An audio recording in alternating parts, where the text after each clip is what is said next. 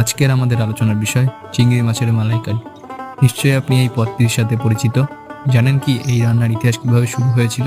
এটি প্রথম তৈরি হয় 19 শতকে ব্রিটিশ শাসনের সময়। তখন বাংলার রান্নাঘরে ক্রিম এবং মশলার ব্যবহার শুরু হয়েছিল, যা মূলত ইংরেজি রান্নার প্রভাব ছিল।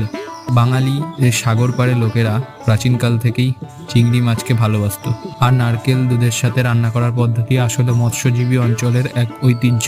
বেঙ্গলীয় রান্নায় মিষ্টি, তীব্র মশলার সঙ্গে নারকেল দুধ এবং সরিষার তেল, এই উপাদানগুলো মিশে তৈরি হয় চিংড়ি মাছের মালাইকারির স্বাদ। আজও বাঙালি ঘরানায় এটি এক অত্যন্ত প্রিয় পদ, যা দুর্গাপূজা কিংবা বিয়ের ভোজে পরিবেশিত হয়। চিংড়ি মাছের মালাইকারি শুধু খাবার না, এটি এক সাংস্কৃতিক ঐতিহ্যের অংশ, যা বাংলার ইতিহাসকে প্রতিফলিত করে। তাহলে পরবর্তীবার যখন চিংড়ি মাছের মালাইকারি খেতে বসবেন, মনে রাখবেন এটি শুধু একটি রান্না নয়, এক ইতিহাস। আপনার চিংড়ি মাছের মালাইকারি খেতে কেমন লাগে কমেন্ট বক্সে জানাতে ভুলবেন না।